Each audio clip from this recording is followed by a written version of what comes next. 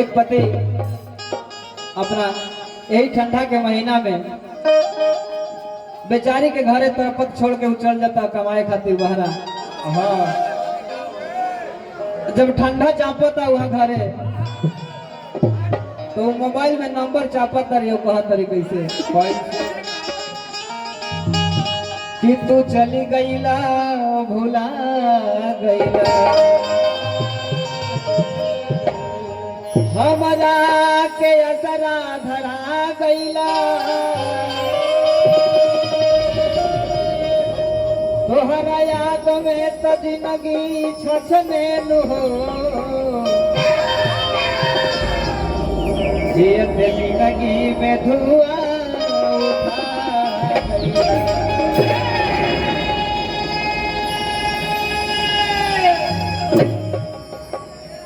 देखिए वहां से तोरपत रंजित भाई कहा तरीके से मान ला हमारा पिंटू भाई तोहार तो बोले बड़े भाई कि जब से गईले अरे बेकार हो गई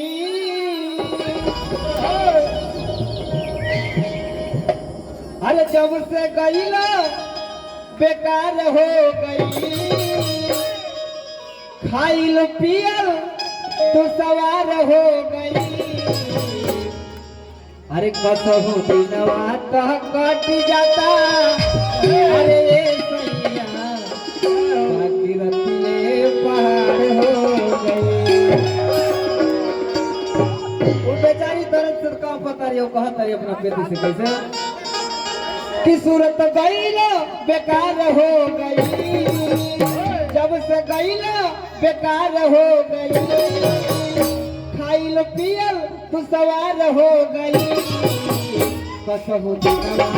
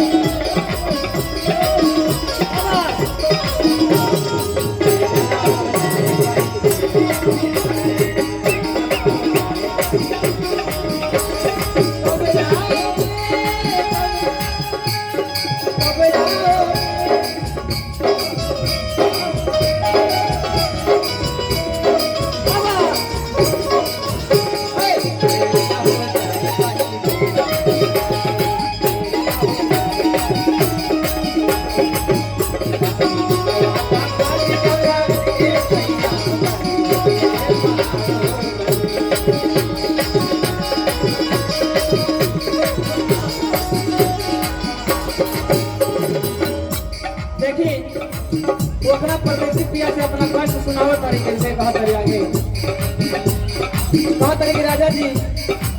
जब शीतलहरी बहता शीतलहरी बहता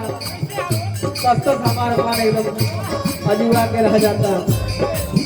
धीरे धीरे बाहे पवन शीतलहरी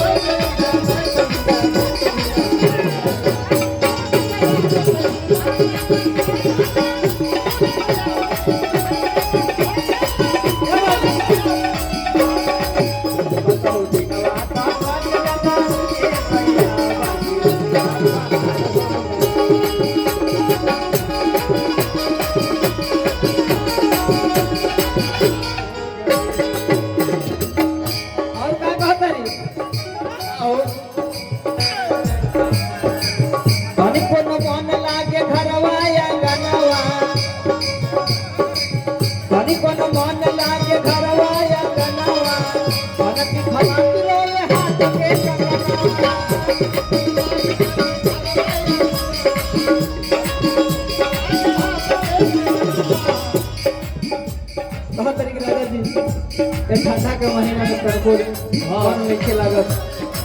हमारे चूड़ी लहठी कंगना सब रौरे के खोजता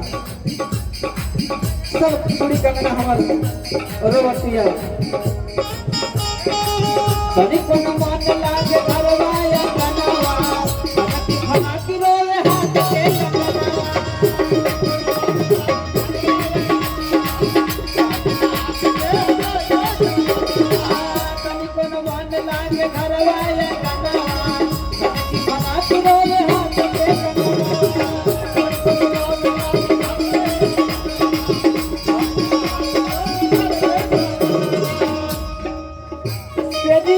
सुपकार हो गई कहिया सुख के देखहार हो गई कहता कि सजिया पर सुतल मुकार हो जाता दिन तक ऐसे सखी सलेहा से काट लेता नहीं बाकी रातें नहीं करा दे राजा जी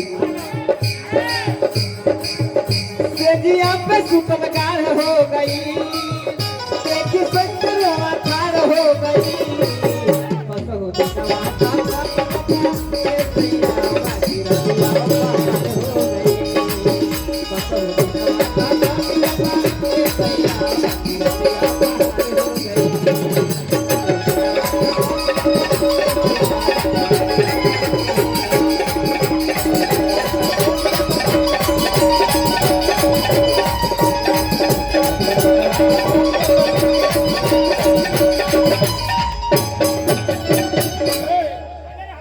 क्या बात है